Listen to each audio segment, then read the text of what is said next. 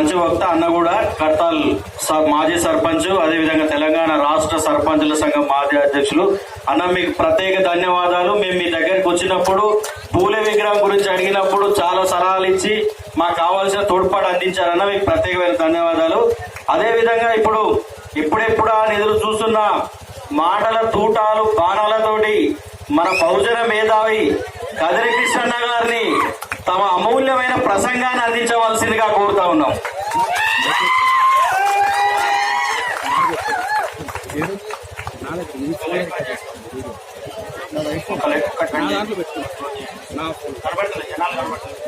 ఎవరు ఫోన్ పెట్టుకోరు. సరే ఏం వదిలే వదిలే వదిలే వదిలే, నువ్వు డైరెక్ట్ చేయి కొన్ని నచ్చవు ఆయనకు.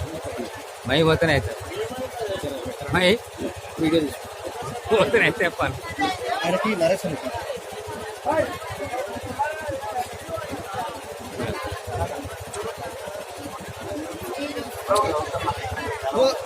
పెట్టుకోడా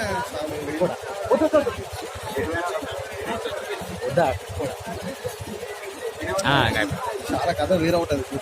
మైక్ అన్ని తెలుసు. చిట్టీనికో దొరుకుతావా ఇట్లా వాళ్ళని తిట్టినకి దొరుకుతావా నీకు అన్ని తెలిసాను. ఈరోజు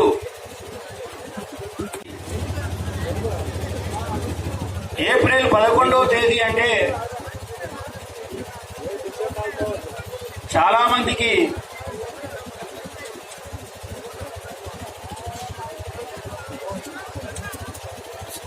ఒక పండుగ అయితే జ్ఞాపకం వస్తుంది, లేదంటే ఏదైనా దావత్ ఉంటే గుర్తొస్తుంది. కానీ అలా దావత్ లేదు, అంతకుమించి ఊర్లో పండుగ ఏది లేదు. రంజాన్ ఉంది కానీ ఆ రంజాన్ కొద్ది మంది ముస్లింలే చేసుకుంటారు, అందరు చేసుకుంటారు. అటువంటి ఏ సందర్భం లేకుండా ఇంతమంది ఈ వేదిక మీద కూర్చున్నారు. అట్లాగే ఎదురుగా కూడా చాలా మంది చదువుకున్న వాళ్ళు, వివిధ రంగాల్లో పనిచేస్తున్న ఉద్యోగులు, రకరకాల మేధావులు, విద్యార్థులు, చదువుకున్న వాళ్ళు నా ఎదురుగా కూర్చున్నారు. అట్లాగే మన అక్కలు చెల్లెళ్ళు కూడా మన ఎదురుగా కూర్చొని ఉన్నారు. మొగోళ్ళేమో చైర్లలో కూర్చుర్రు, మా అక్క చెల్లెళ్ళకేమో కింద కూర్చోబెట్టి. చూడండి ఎంత వివక్ష ఉంటుందో. అందరేమో దర్జాగా చైర్లు వేసుకొని కూర్చున్నారు, మీరు మా ఆడపిల్లలేమో కింద కూర్చోబెట్టిరు.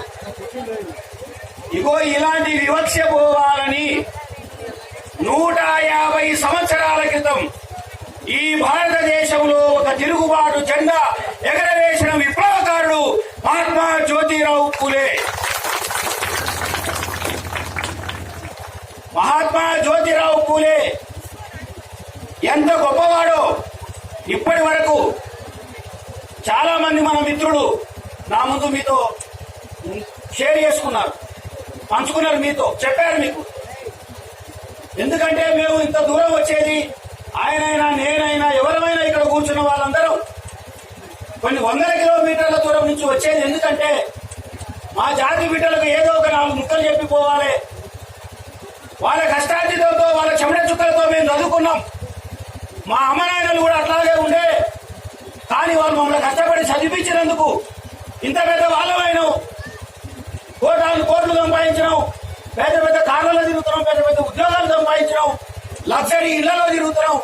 కానీ మా ఊరు వాళ్ళు, మా అన్నలు, మా తమ్ముళ్ళు, మా చెల్లెళ్ళు, మా అక్కలు, మా నాయనలంతా ఊళ్ళలో ఇంకా పేదరికంతో, కుల సమస్యతో, అనాగరికంతో, బాధలతో, రకరకాలైన సమస్యలతో ఉన్నారు. కాబట్టి ఒక్కసారి వాళ్ళని కలిసి వద్దాము అనే ఉద్దేశంతోనే వస్తాం. వేరే పని లేక వచ్చే వాళ్ళం ఎవరు లేదు ఇక్కడ. మిత్రులారా, మీకు ఒక విషయం చెప్తాను. నా దగ్గరికి ఈ ఊరి నుంచి కొంతమంది పిల్లలు వచ్చారు. నెల క్రితం నా దగ్గరికి వచ్చి నా ఆఫీస్కి వచ్చారు. నేను ఈ మధ్య మీటింగ్లకు పోవట్లేను, హైకోర్టులో బాగా బిజీ అయిపోయి మీటింగ్ తక్కువ చేసిన. వాళ్ళు వచ్చారు నా దగ్గరికి, అన్నా మీరు రావాలి అన్నారు. నా దగ్గరికి రావడానికి వాళ్ళు ఎంత కష్టపడారో నాకు తెలుసు. ఒక నుంచి ఇంకొకరికి, ఇంకొకరి నుంచి ఇంకొకరికి, అట్లా శంకర్ అని ఒక పిల్లాడు ఉంటాడు మాడుగుల్లో కూడా, నేను రాలేట్టున్నాడు ఆయన. వచ్చిందా? ఇట్లే ఉంటాడు చూడు, ఆయన వస్తే టైం తీసుకుంటాడు, ఆయన రాడు. మరి మీటింగ్ వేరే ఎవరు బాధ్యత వహించాలి? అందుకే నేను టైం ఇచ్చినామంటే ఎట్లా ఉండాలి? తీసుకున్నాడు బాధ్యత తీసుకొని వచ్చి ప్రోగ్రామ్ నిర్వహించి సక్సెస్ చేయాలి. సరే, మొత్తానికి ఆ శంకర్ను పట్టుకొని నా దగ్గరికి వచ్చింది. టైం ఇచ్చిన అంటే వాళ్ళు నా దగ్గరికి రావడానికి ఎంత కష్టపడ్డారో తమ్ముడు కొనబంకరం, వాళ్ళు నా దగ్గరికి రావడానికి ఎంత కష్టపడ్డారో ఇంత చరిత్ర ఉంది కదా. నేను ఇక్కడికి రావడానికి కూడా అంతే కష్టపడ్డా. చూడండి ఎట్లనో మాట అయితే ఇచ్చిన వస్తున్నా తమ్ముడు, మీ ఊరికి వస్తున్నావా అని చెప్పిన. ఇంకో మాట కూడా చెప్పినా, నేను ఆడికి వస్తున్నా అంటే చుట్టూ 50 ఊర్ల మందిని జమ చేయాలి, మండలం మొత్తం కవర్ చేయాలి, అన్ని మండలాల్లో ఉన్న అంబేద్కర్ పూలే సంఘాలు రావాలి అక్కడికి. మీరు ఊరికి వెళ్ళి తిరగండి నేను చెప్పిన వాళ్ళకి. నేను అదంతా సరే ఒక ఎత్తు, వచ్చిన వాళ్ళు వచ్చి రాని వాళ్ళు రారు, సంగతి వేరే. వచ్చిన వాళ్ళ దాంట్లో ఒక ఆయన కమ్మటి వాసన వస్తున్నా, వెనకాల వాకింగ్ చేసుకుంటూ వస్తుంటే, పాదయాత్ర చేస్తుంటే ఇలాగా బాగా చేసిండ్రు రా మావుడు అనుకున్నా. ఇంకా ఇది చూద్దామంటే ఇక్కడ వేసే ఉన్నాడు, ఇటు వాసనే వస్తుంది అటు వాసనే వస్తుంది.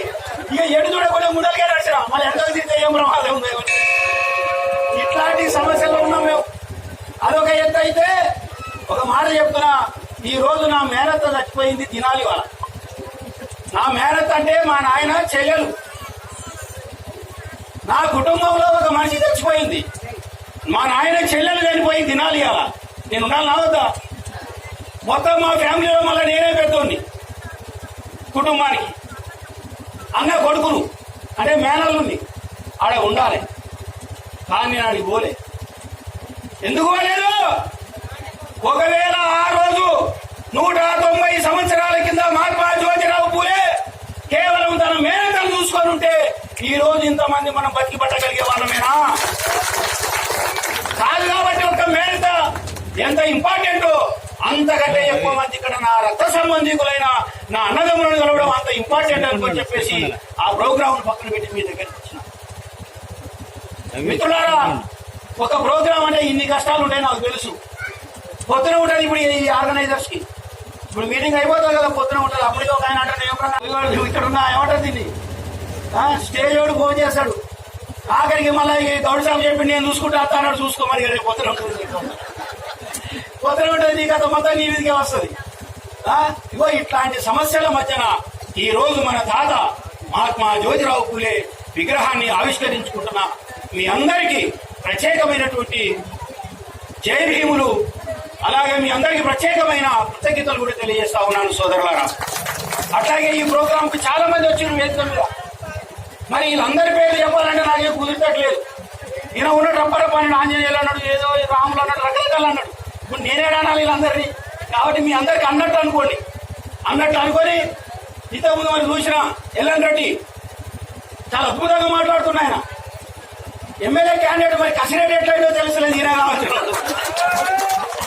నువ్వు అనుకుంటే అవసరం రెండోకి పంచాయతీ పెడుతుందని. అప్పుడప్పుడు రెండో కూడా పంచాయతీ పెట్టాలి మనం, లేకపోతే ఆందోళనకు పంచాయతీ పెడతాం. రెడ్డి రేటేసుడు ఎంత మంచిగా మాట్లాడాడు ఆయన. నీట్ గా డాక్టర్ బిఆర్ అంబేద్కర్ అంటారు. మన వర్గాలకు మైకి ఇస్తేనేవో అంబేద్కర్ అంటాడు. డాక్టర్ బిఆర్ అంబేద్కర్ అని స్పష్టంగా మాట్లాడుతున్నాడు. ఇట్లాంటి వాళ్ళకి సపోర్ట్ చేయాలి. ఏ మాట ఆ మాట. జై భీమ్ అన్నాడు ఆయన అన్నింటికి మించి. ఏమన్నాడు? జై భీమ్ అంటే మనల్ని గౌరవిస్తున్నాడు ఆయన. మనల్ని గౌరవించేటోళ్ళు 100% మనం గౌరవిస్తాం. మనకి ఎవరైతే కిలాబ్ చేస్తాడో వాళ్ళకి కిలాబ్ చేయాలి. ఇంతే పంచాయతీ ఏం లేదు సమాజంలో. మన కోసం ఎవరు పనిచేస్తే వాళ్ళ కోసం మనం పనిచేస్తాం. ఎవరు మనకు కిలాబ్ చేస్తే వాళ్ళకి వ్యతిరేకంగా కిలాబ్ చేస్తాం. ఇంతే పంచాయతీ ఏమున్నది. రెడ్లలో మంచి వాళ్ళు ఉన్నారు, పాపనోళ్ళలో మంచి వాళ్ళు ఉన్నారు, వైశ్యుల్లో మంచి వాళ్ళు ఉన్నారు. వాళ్ళందరూ కూడా పూలేకి సాయం చేశారు ఒకప్పుడు. కాబట్టి ఆయన పెద్ద సమాజాన్ని నిర్మించగలిగాడు. కాబట్టి అన్ని రకాల మనుషులు ఉంటారు మన మధ్యన.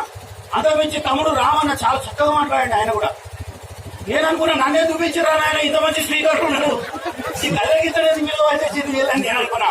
ఎంత అద్భుతంగా మాట్లాడండి, చాలా చక్కగా మాట్లాడాడు. ఆయన కూడా విషయాలను చదువుకున్నారు వాళ్ళు. ఒకప్పుడు పూలే గురించి ఊళ్ళలో పోతే మేము పూలే అంటే ఎవరన్నా అంటుండే, కానీ వాళ్ళ పూలే అంటే వాళ్ళే చెప్పేటటువంటి పరిస్థితి, వాళ్ళే అర్థం చేసుకునే పరిస్థితి, మీలాంటి వాళ్ళకి అవగతం చేసే పరిస్థితి వచ్చింది. కాబట్టి మిత్రులారా, ఇలాంటి కార్యక్రమాన్ని ఈ ఇంతమంది మధ్యన నిర్వహించుకోవడం, నన్ను ఆహ్వానించడం కూడా నాకు చాలా సంతోషంగా ఉంది అని చెప్పేసి మీ అందరికీ తెలియజేస్తా ఉన్నా. ఇకపోతే ఎవరు మరి పూలే? ఈయన బొమ్మ ఇక్కడ ఎందుకు పెట్టిండ్రు? ఈ బొమ్మ ఇక్కడ పెట్టడానికి గల కారణం ఏంది? ఈ 4 విషయాలను చెప్పి నేను మీ ముందు నుంచి సెలవు తీసుకునే ప్రయత్నం చేస్తా. ఈ మైక్ ఎందుకు ఇట్లా ఉంది? మైక్ కరెక్ట్ లేదు. సరే మిత్రులారా, చాలా మంది చదువుకున్న విద్యార్థులు ఉన్నారు కాబట్టి పూలేకు సంబంధించిన కొన్ని కంపల్సరీ చెప్పవలసిన విషయాలు ఉన్నాయి. అవి నేను మీకు తెలియజేసే ప్రయత్నం చేస్తా.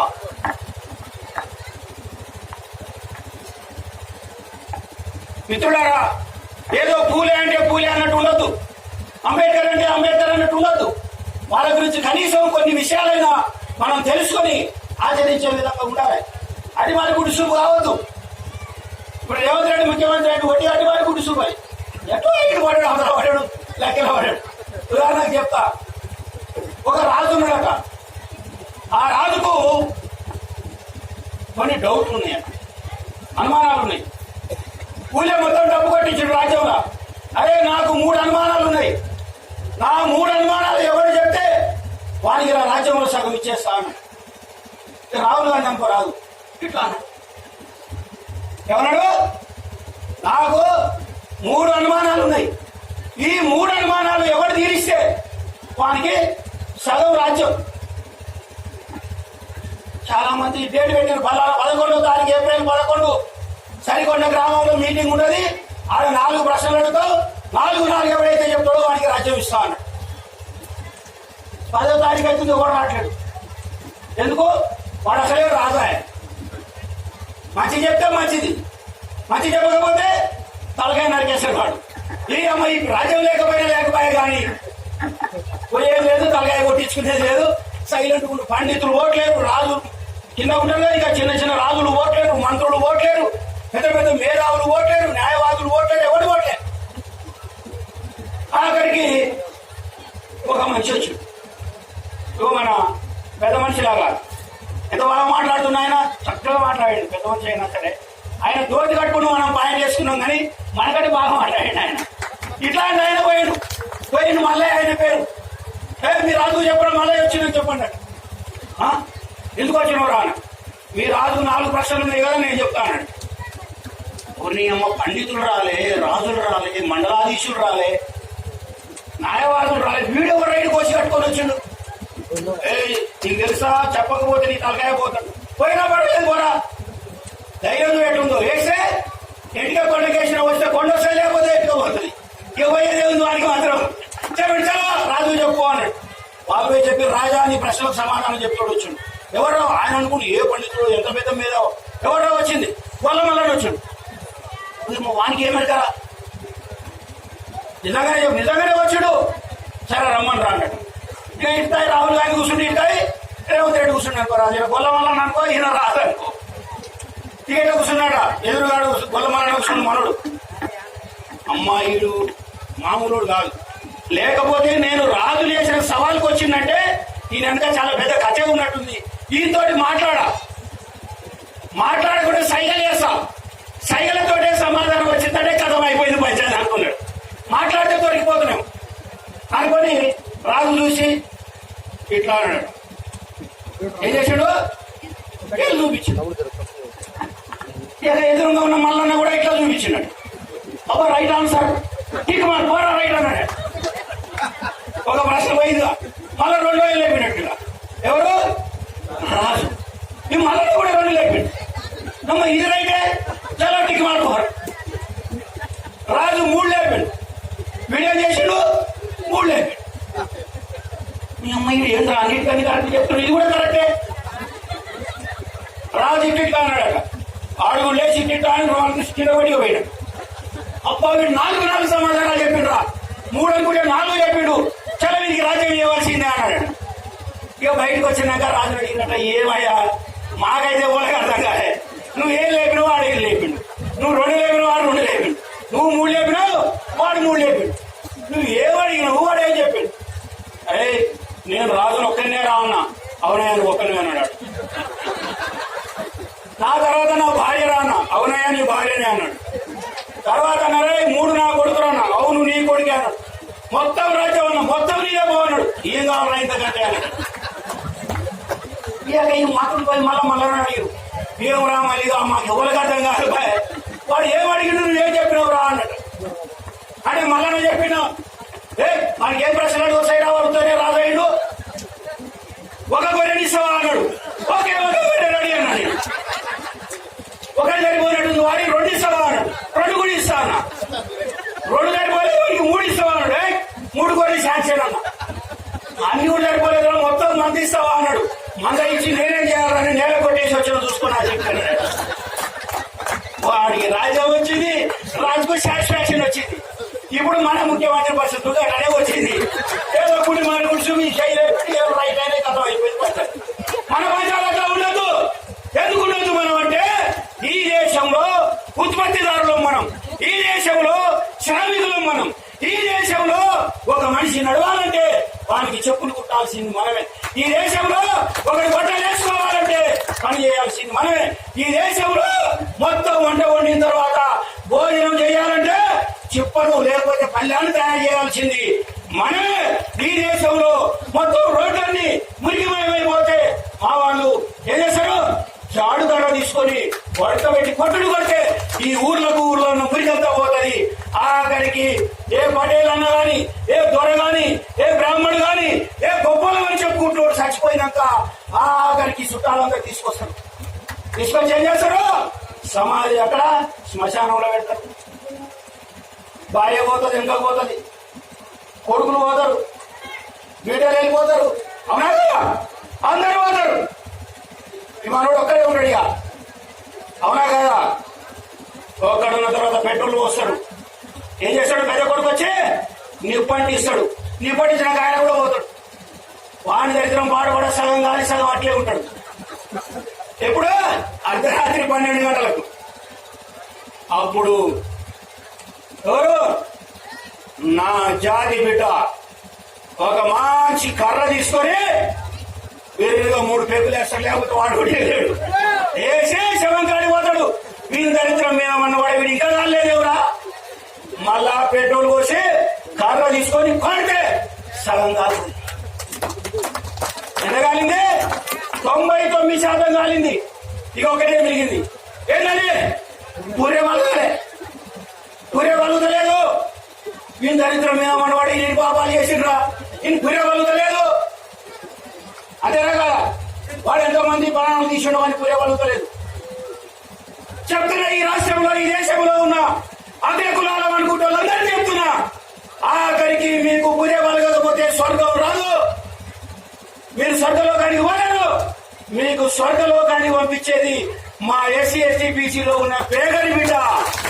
ఏం చేస్తాడు అదే కర్ర తీసుకొని రాగోలు తీసుకొని పొడి పడిస్తే కాలం వెళ్ళిపోతారు. తలకాయ కథ అందరూ వెళ్ళిపోతారు స్వర్గం వచ్చిందిరా అని.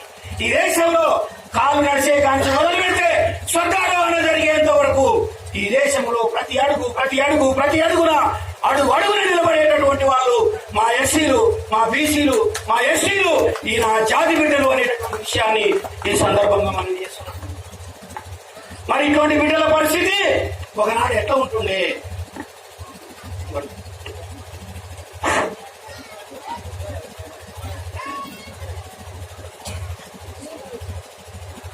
మైకే బాలేదు సౌండ్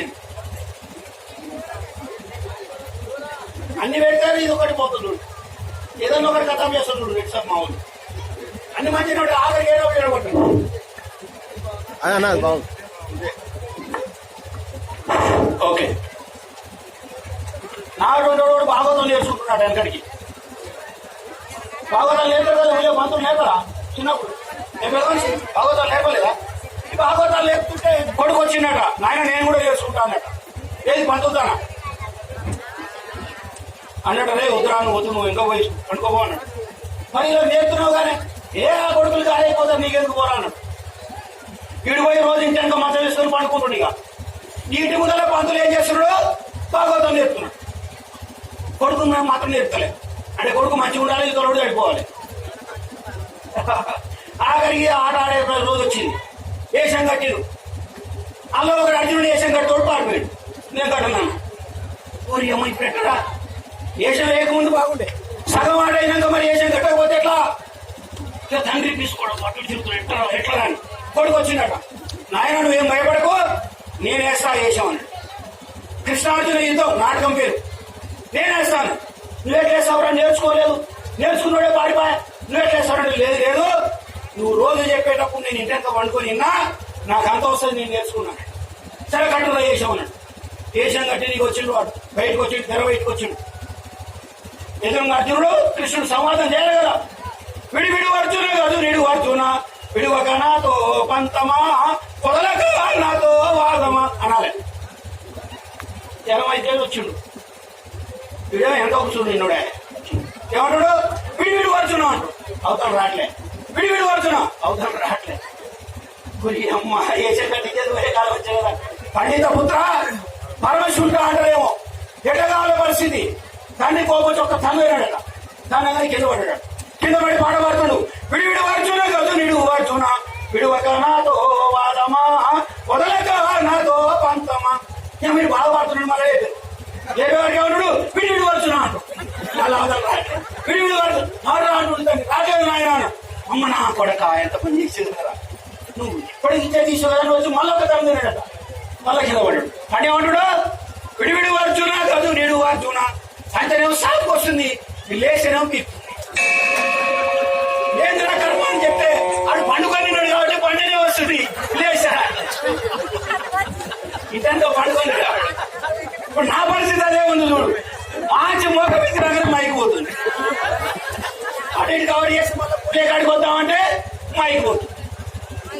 సరే సోదరులారా, ఎవరి మహాత్మా జ్యోతిరావు పూలే? ఈ పూలే ఏం చేశాడు మన కోసం? ఈ పూలే విగ్రహాన్ని పెట్టుకోవాల్సిన అవసరం ఈ ఊరికి ఎందుకు వచ్చింది అనే విషయాన్ని మీ ముందు ప్రస్తావించిన సెలవు తీసుకుంటాం. ఇంతకుముందు మన పెద్దవాళ్ళు చెప్పినట్టు, మిత్రులు చెప్పినట్టు 197 ఏళ్ల కింద, ఎన్నేళ్ల కింద? 197 సంవత్సరాల కింద ఈ ఊర్లో ఉన్న ఏ పిల్లవాడిని, ఏ చదువుకున్నోని, ఏ ఉద్యోగస్తుని అర్ధరాత్రి లేపి డోరు కొట్టి పూలే ఎప్పుడు పుట్టిందంటే సంవత్సరంతో సహా చెప్పగలగాలి. ఎందుకంటే మన జీవితానికి వెలుగునిచ్చిన వాడు పూలే, మనకు అక్షరం ఇచ్చిన వాడు పూలే, మనకు బతుకు నేర్పిన వాడు పూలే, మన ఊళ్ళోకి తీసుకొచ్చి నిలబెట్టిన వాడు పూలే. అంతటి మహానుభావుని పేరు, తల్లిదండ్రుల పేరు మర్చిపోయినా పర్వాలేదు, కానీ ఆయన పేరు మాత్రం మర్చిపోవడానికి ఎందుకో తెలుసా మిత్రులారా? మీ అందరూ తెలుసు, మన ఊర్లో అంబేద్కర్ బొమ్మ ఉంది. ఇలాగ నేను వచ్చేటప్పుడు దండేసుకుంటూ వచ్చిన ఎవరైతే ఆ డాక్టర్ బాబాసాహెబ్ బిఆర్ అంబేద్కర్ ఉన్నారో, ఆ బాబాసాహెబ్ అంబేద్కర్ ఒక మాట చెప్పాడు. ఏం చెప్పాడంటే, నాకు 3 గురువులు అన్నాడు. ఎంతమంది గురువులు అంటే ఆయనకు? 3 గురువులు. ఒక గురువు బుద్ధుడు, ఒక గురువు కబీరు, ఇంకో గురువు మహాత్మా జ్యోతిరావు పూలే. ఇది అంబేద్కర్ చెప్పిన మాట. బాబాసాహెబ్ అంబేద్కర్ చెప్పాడు, నాకు 3 గురువులు ఉన్నారు. ఆ గురువుల్లో ఒకడు మహాత్మా జ్యోతిరావు పూలే. అంటే అంబేద్కర్ కే గురువు అయినటువంటి వ్యక్తిని ఈ రోజు మీరు ఈ గ్రామంలో నిలబెట్టుకున్నారు. కానీ ఇక్కడ చూస్తే నాకు ఆయన కులస్తులు ఎవరు కనిపిస్తలేరు. ఉన్నారా ఇక్కడ? తెలుగు వాళ్ళు ఉన్నారా? మీ ఊళ్ళే ఉన్నారా లేరా? మరి ఎంతమంది వచ్చి తెలుగు వాళ్ళు చేయలేమండి? ముదిరాజులు తెలుగు వాళ్ళు అంటారు, ముదిరాజులు అంటారు కదా మన దగ్గర. ఎవరు రాలే. కానీ ఆయన పుట్టింది ఏ కులంలో? ఈ మహానుభావు పుట్టింది ఏ కులంలో? ముదిరాజు కులంలో, తెలుగు కులంలో పుట్టాడు ఆయన. కానీ ఇవాళ ఎస్సీలు జై పూలే అంటున్నారు. ఇవాళ ఎస్సీలు ఏమంటున్నారు? జై పూలే, పూలే నాయకత్వం వర్ధిల్లాలంటున్నారు. కానీ మా తెలుగు వాళ్ళు ముద్రాలు మాత్రం ఎవరు రాలేదు. ఎందుకంటే వాళ్ళకి తెలియదు, వాళ్ళకి చెప్పలేదు. మనం చెప్పవలసిన బాధ్యత చదువుకున్న ప్రతి ఒక్కరి మీద ఉన్నది. అందరూ ఏమనుకుంటారంటే పూలే అంటే మాలమాదిగా ఆయన కావచ్చు, అందుకే పెట్టిరని అనుకుంటున్నారు. కానీ పూలే మాలమాదిగా ఆయన కాదు. పూలే ఒక ముద్రాజు కులంలో తెలుగు కులంలో పుట్టినటువంటి వ్యక్తి. మరి అటువంటి వ్యక్తి ఏం చేశాడు? ఒక్కసారి ఒక చిన్న కథ చెప్పి నేను ఆయన గురించి మాట్లాడతాను. ఏం జరిగిందంటే ఇంతకుముందు మన నరసింహారెడ్డి గారు చెప్పినట్టు నరసింహారెడ్డి కదా రికార్డ్ అయింది, మళ్ళీ కూడా ఎందుకైనా మంచిది ఒకసారి స్కాన్ అవుతుంది ఒకటేసారి, మళ్ళీ రెండోసారి ఉండదు. ఆయన 20 ఏళ్ళ కలిస్తే కూడా నరసింహారెడ్డి అని పిలుస్తాం. మళ్ళీ చూడు మనం కూడా తయారు కావాలి, లేకపోతే ఆగం పట్టిస్తారు మనల్ని. ఇప్పుడు నేను ఉగాది వచ్చింది చూసాడు ఏమైందా ఎమ్మడే అంటాడు, నీకు అర్థం బాగలేదు అంటాడు. మనకు మామూలు పోయి కూడా ఏమైంది. ఓకే ఎక్కువసేపు ఏం మాట్లాడలే, నాకు కూడా అంచిపోయింది. మిత్రులారా ఆయన వస్తాడు మళ్ళీ నేను సరే అది పక్కన పెడతాం.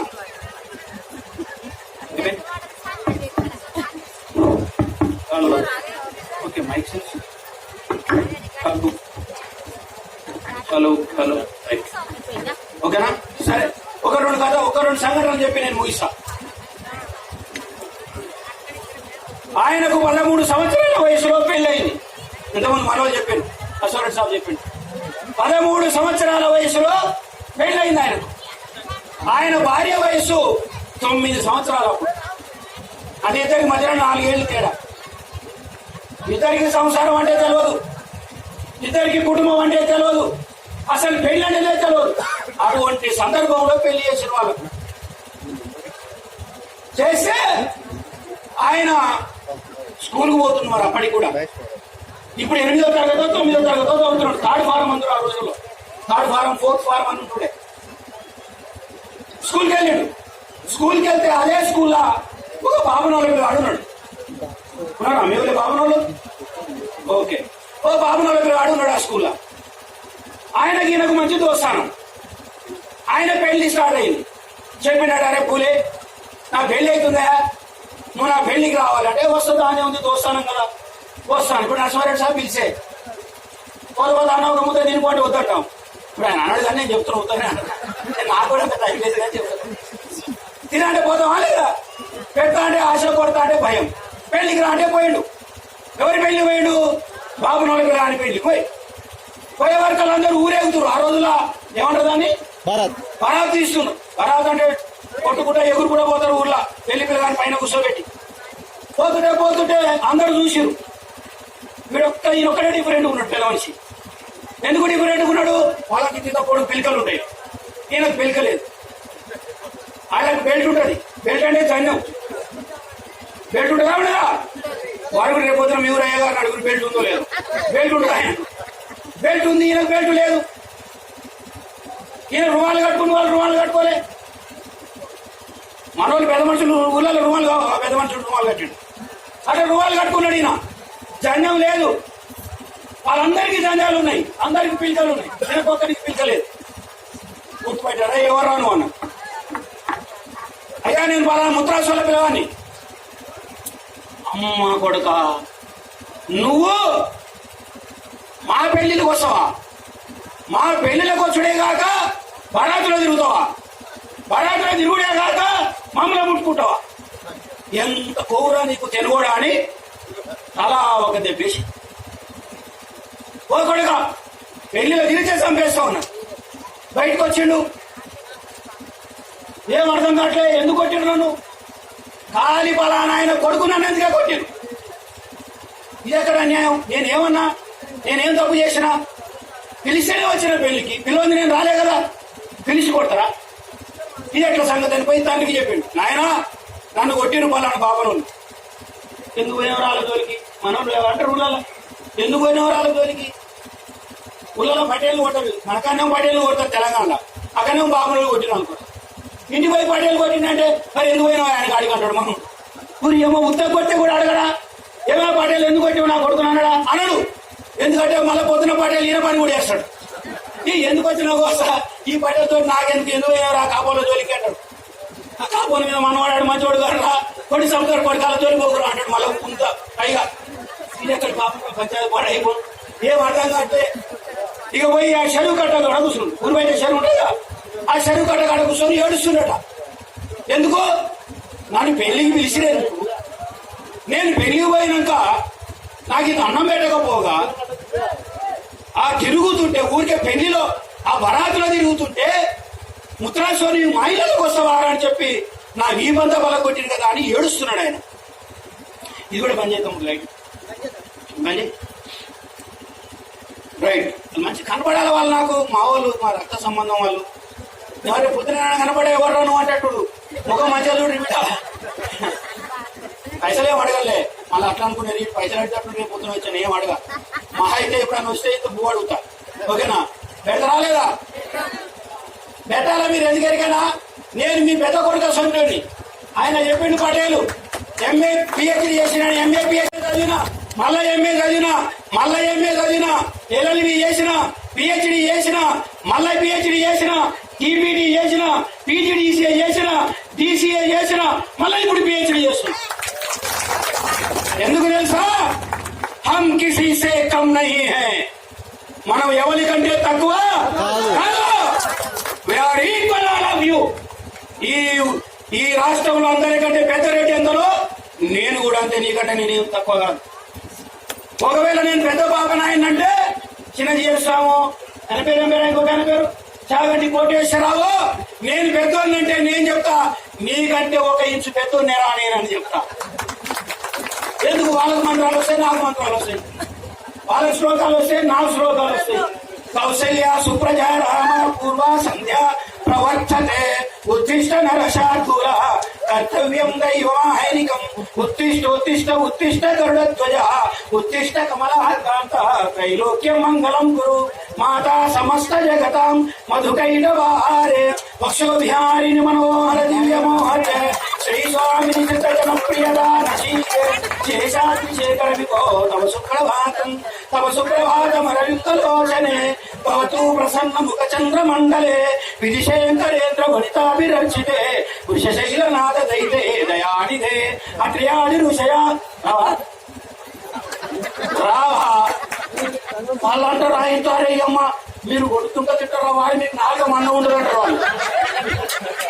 నేను వారానికి 2 సార్లు ఎంత మంచిగా వస్తున్నాయా? 4 వస్తున్నారా లేదా? చెప్పాను వాసయాలు వస్తున్నారా లేదా? ఎంత మంచిగా వస్తుంది? మాంసంలో లేదు, ఎక్కడుంది? మైండ్ లో ఉంది. ఏ హమారా దిమాగ్ బ్రాహ్మణోं का कब्जा में, ए हमारा दिमाग ब्राह्मणों का कब्जा में. Our mind is encroached by the Brahmins and priests, the people who are called themselves as the upper caste.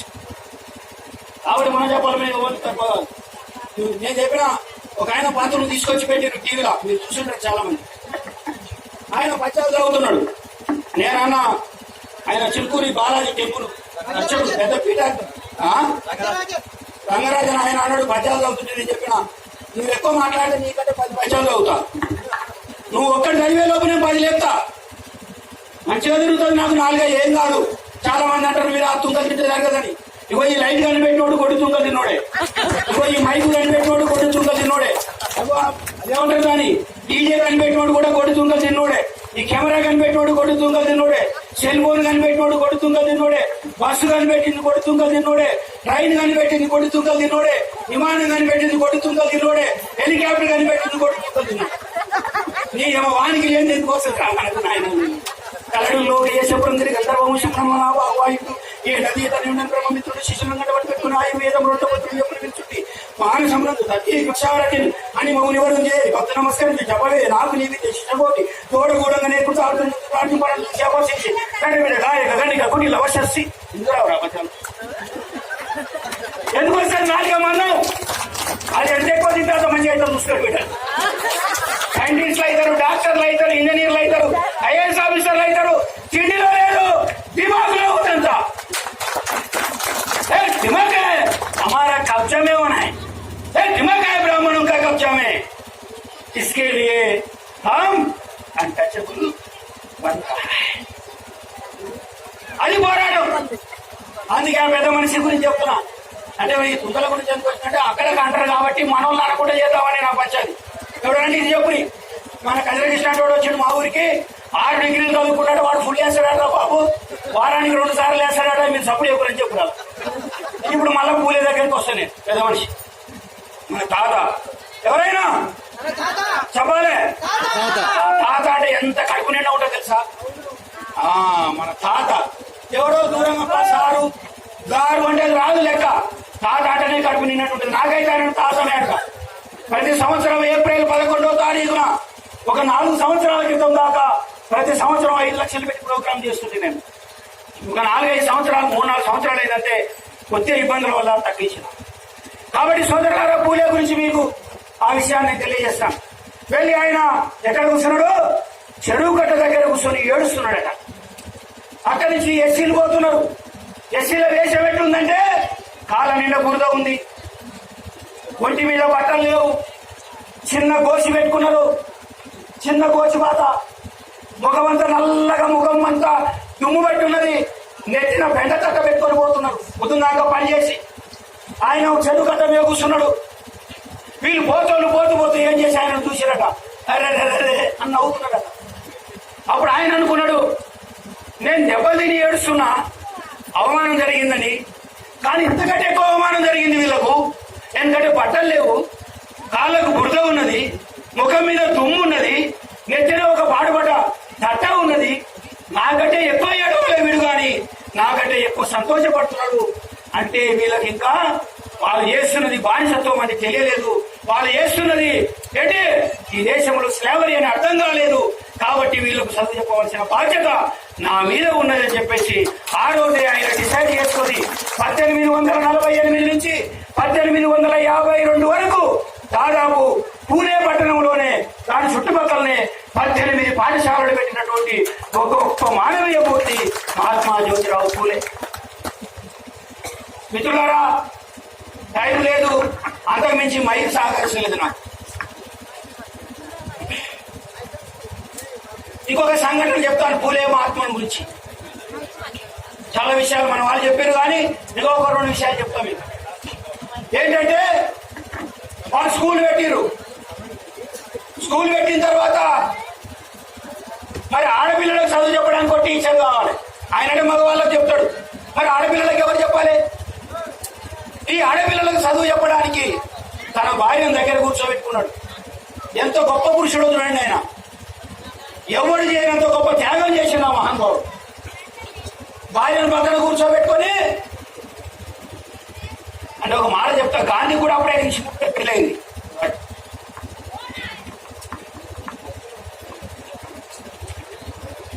ఎవరికి? గాంధీకి కూడా చిన్నప్పుడే పెళ్ళయింది. ఆయన కూడా 11-12 ఏళ్ళకు పెళ్ళయింది. ఆమె కూడా 9 ఏళ్ళు ఎంత ఉన్నాయి పెద్ద మనిషి. 14 ఏళ్ళకి వచ్చేవరకు ఆయన కొడుకును అన్నాడు. ఎవరు? మోహన్ దాస్ కరమ్చంద్ గాంధీ. ఆయనకు సంసారం చేసుడు సరిపోయింది. కానీ పూలే చూడండి, ఒక దార్శనికుడు, ఒక సంస్కర్త, ఒక వెలుగుదారి, ఒక స్వాతంత్రోద్యమ నాయకుడు, ఒక విప్లవకారుడు, ఒక సమాజం పట్ల తనకంటూ ఒక నిబద్ధత కలిగిన వ్యక్తి ఏం చేస్తాడో చూద్దాం. ఆయన భార్యను పిలుచుకొని పక్కన కూర్చోబెట్టుకోండు. ఆమె పేరు సావిత్రిబాయి. చేసిరా ఫోటో చేసిరా అని అగో అక్కడ పైన ఉన్నదమ్మా తల్లి, మీరు చూడొచ్చు. ఆ బొట్టు పెట్టుకున్నాను, ఆ కొంగు కప్పుకున్నాను. ఆమె పేరు సావిత్రి. సావిత్రిబాయిని పక్కన కూర్చోబెట్టుకొని చెప్పిండు, అమ్మా మనది చిన్న వయసు, నాకు 14 ఏళ్ళు 15 ఏళ్ళు, నీకు 11-12 ఏళ్ళు. ఇప్పుడు మనం పిల్లల్ని కంటే సమయం ఏమంటారు, వాళ్ళు సరిగ్గా పుట్టరు. పైగా ఒక పిల్లగాని కంటే ఒక్కతోనే సరిపోతుంది మన జీవితం. కానీ ఈ దేశంలో చాలా మంది అంటరాని వాళ్ళు, చాలా మంది ముదిరాజులు, చాలా మంది యాదవులు, చాలా మంది సాకలోళ్ళు, చాలా మంది మంగళోళ్ళు, చాలా మంది మున్నూరు కాపులు, చాలా మంది మాలమాది వాళ్లకు చదువు రాదు. వాళ్ళు పశువుల కంటే హీనంగా బతుకుతున్నారు. ఎందుకంటే ఆ రోజు వాడు చెప్పిండు, ఏం చెప్పిండు? సమస్త లోకం దైవాధీనం, దైవాధీనం తు మంత్రాధీనం, తన్మంత్రం బ్రాహ్మణాధీనం, బ్రాహ్మణో మమ దేవత. ఎట్లా ఉంటదంటే వాళ్ళు రాసే పుల్లలు ఇంత రాస్తారు, వదిలేస్తారు. బిడ్డలు చూడు చల్లగా ఉంటారు. ఏం రాంటే నా దగ్గర ఏముందిరా పాడైపోయి, ఇది ఒకటే ఉంది, చైనా ఒకటే ఉంది అంటారు. పెట్టే పుల్లలు అన్ని పెడతారు. ఈ దేశంలో ఎస్సీబీసీలను నాశనం చేసిందే ఈ బాపనోళ్ళు, ఈ పూజారులు. ఏదో కృష్ణ గోదావరి మధ్యభాగేన శ్రీశైల నామధేయన యాదవ నామధేయం అంటాడు. నామధేయం అన్నప్పుడు సగం భయపడుతుంది మనకి అడుగుతున్నారు అని.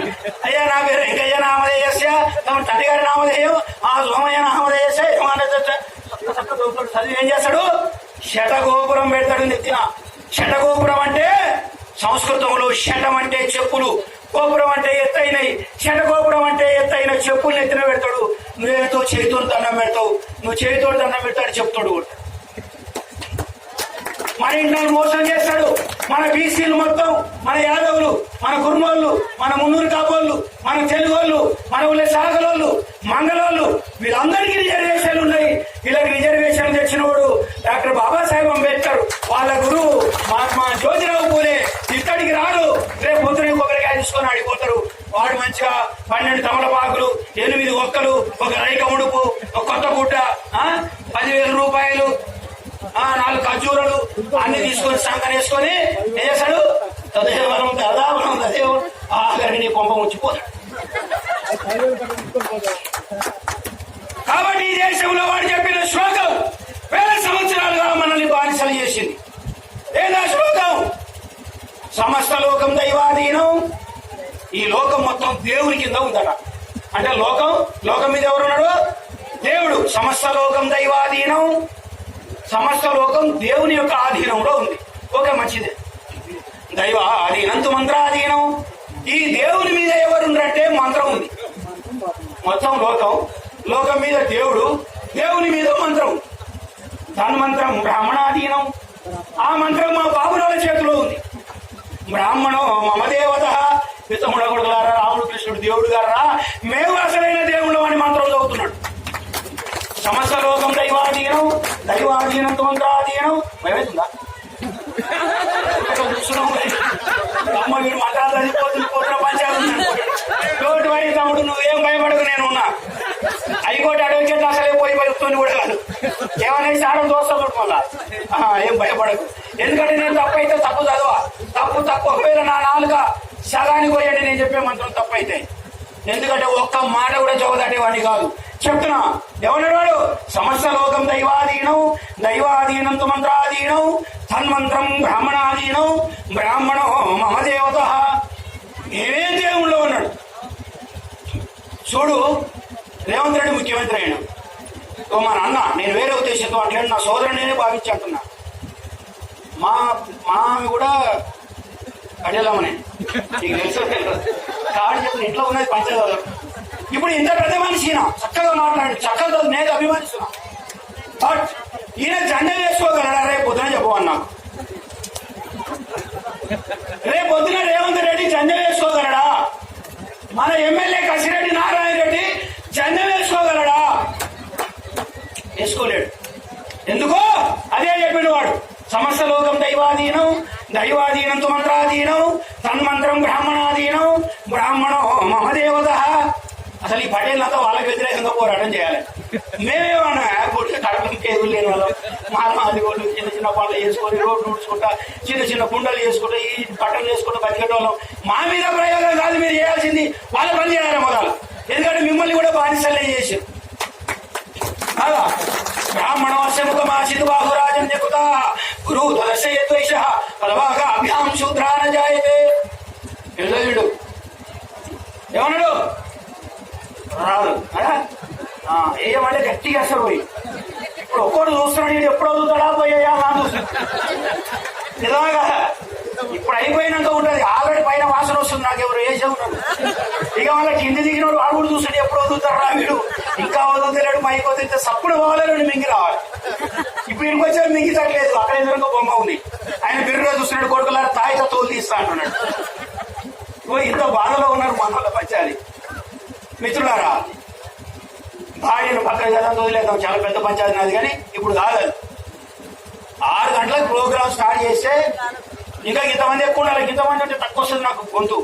ఇంకా కొద్దిగా ఎక్కువ మంది ఉంటే చెప్తుంటే ఆ స్టోరీ అంతా నేను పక్కన పెట్టేస్తే, మహాత్మా జ్యోతిరావు పూలే మన తాత తన భార్యను పక్కన కూర్చోబెట్టుకొని చెప్పిండు, అమ్మా మనం ఒకరిద్దరిని కంటే మన జీవితం ఒకరిద్దరికే సరిపోతుంది. వాళ్ళకి సేవ చేయడానికే సరిపోతుంది.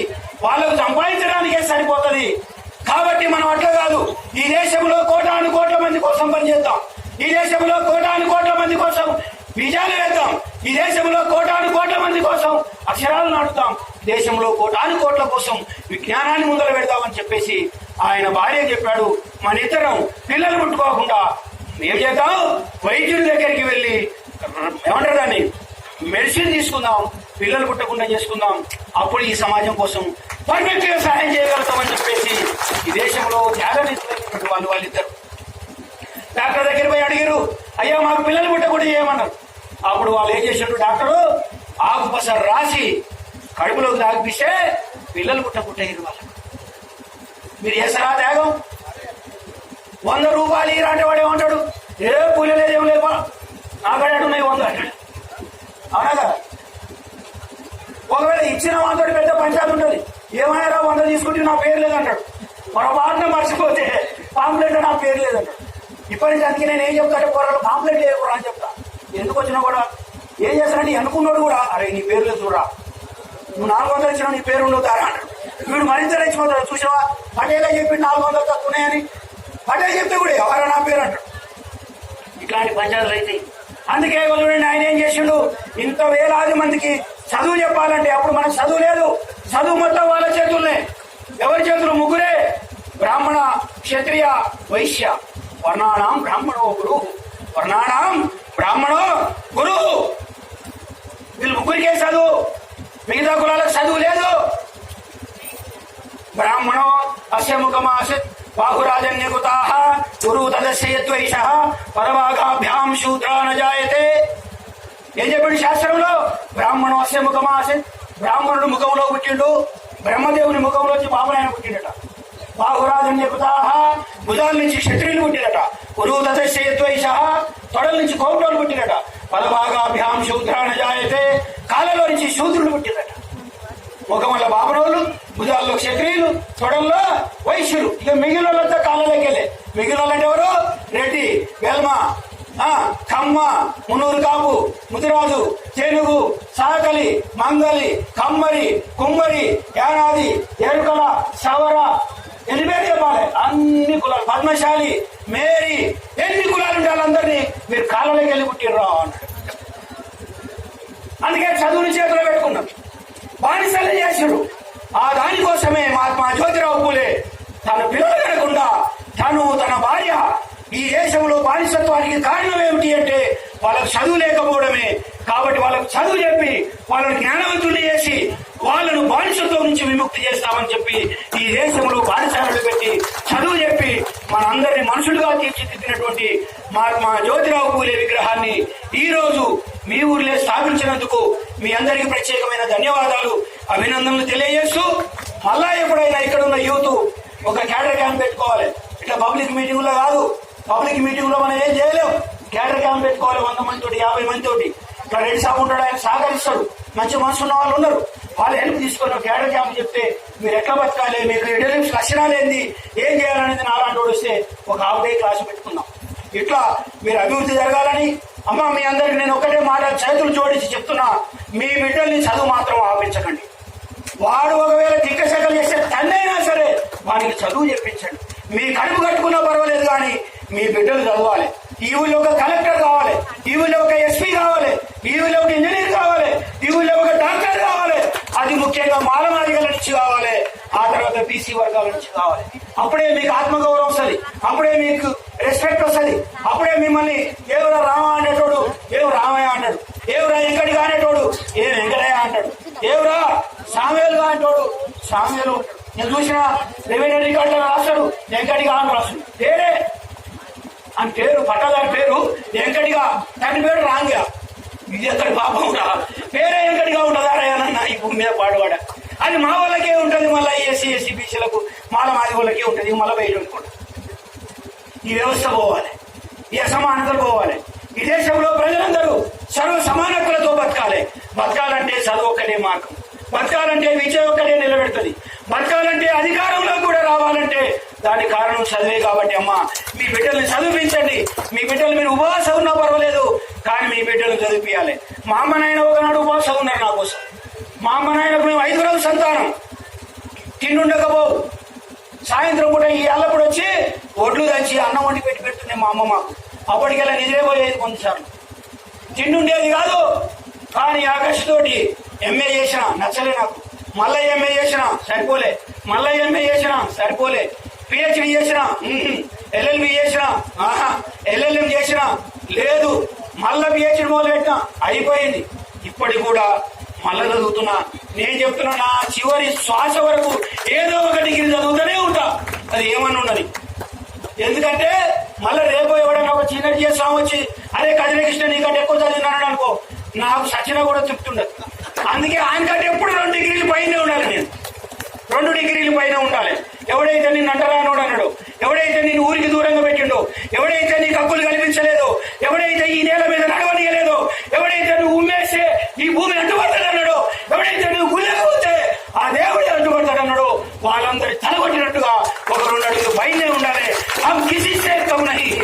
అలా ఈక్వల్ బిఫోర్ వర్డ్ ఈక్వాలిటీ అని చెప్పేసి మనం కొంచెచ్చుకొని నిలబడే విధంగా మన బిడ్డల్ని తయారు చేయాలని చెప్పేసి ఈ ఊర్లో ఉన్న అమ్మానందరికి నేను నమస్కరించి తెలియజేస్తూ చదువుకున్న తమ్ముళ్ళకి చెప్తా ఉన్నా, బాబాసాహెబ్ అంబేద్కర్ లాగా ఈ దేశంలో మనం అందరికంటే ఒక మెట్టుండాలా. చూడండి, మీకు పేరు చెప్పి ముగిస్తా. ఒక ఉదాహరణకి ఎవరున్నారు? జవహర్లాల్ నెహ్రూ రాజ్యాంగం రాయలేకపోయాడు. మహాత్మా గాంధీ ఉన్నాడు, రాజ్యాంగం రాయలేకపోయాడు. వల్లభాయ్ పటేల్ ఉన్నాడు, రాజ్యాంగం రాయలేకపోయాడు. రైట్, ఇప్పుడు నాది అయిపోకుండా పడతా, నాది అయిపోయినా పడ నీ దుకాణం తర్వాత ఇలాగేం చేసినాడు. రాజ్యాంగం రాయలేదు, వల్లభాయ్ పటేల్ ఉన్నాడు, రాజ్యాంగం రాయలేదు. పండిత గోవింద వల్లభ పంత్ ఉన్నాడు, రాజ్యాంగం రాయలేదు. ఎంతమంది పేర్లు చెప్పాలి మీకు ఈ దేశంలో? టంగుటూరి ప్రకాశ పంతులు రాయలేదు, బూర్గుల రామకృష్ణారావు రాయలేదు. లేకపోతే మన దగ్గర తెలంగాణ సాయుధ పోరాటంలో ప్రాణాలు అర్పించడం ఎంతో మంది ఉన్నారు, కానీ ఎవరు రాజ్యాంగం రాయలేదు. ఈ భారతదేశానికి రాజ్యాంగం రాయవలసి వచ్చినప్పుడు ఎవరినా సమర్థుడంటే అన్ని వేళ్లు అందరి ముఖాలు ఒకవైపే తిరిగినాయి. ఆయన పేరే డాక్టర్ బాబాసాహెబ్ బిఆర్ అంబేద్కర్. కాబట్టి అంబేద్కర్ లాగా నువ్వు ఎక్కడ కూర్చుంటే అక్కడ దాకా నీ పదవి రావాలి. నువ్వు ఎక్కడ కూర్చుంటే అందరు నీ వైపు చూడాలి.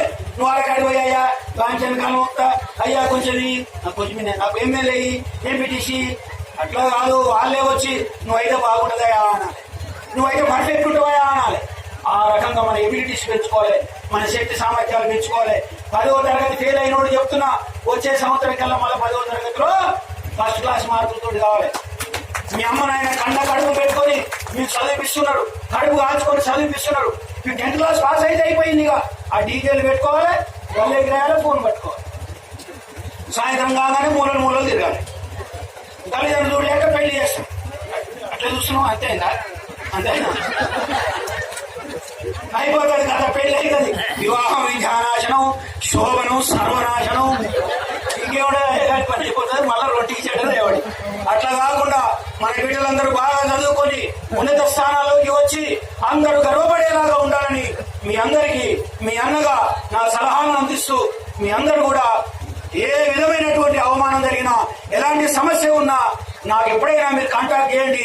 ఒక హైకోర్టు న్యాయవాదిగా మీకు 100% న్యాయం చేయడానికి మీ వెన్నంటే ఉంటాని, మీ అన్నగా, మీ తమ్ముడిగా, మీ బిడ్డగా ఎప్పుడు మీ మధ్యనే ఉంటానని తెలియజేసుకుంటూ ఈ అవకాశం ఇచ్చిన ఈ యువజన సంఘటనలందరూ కూడా ప్రత్యేక ధన్యవాదాలు తెలియజేస్తూ ముగిస్తున్నా. జై భీమ్, జై పూలే, జై భారత్. Thank you.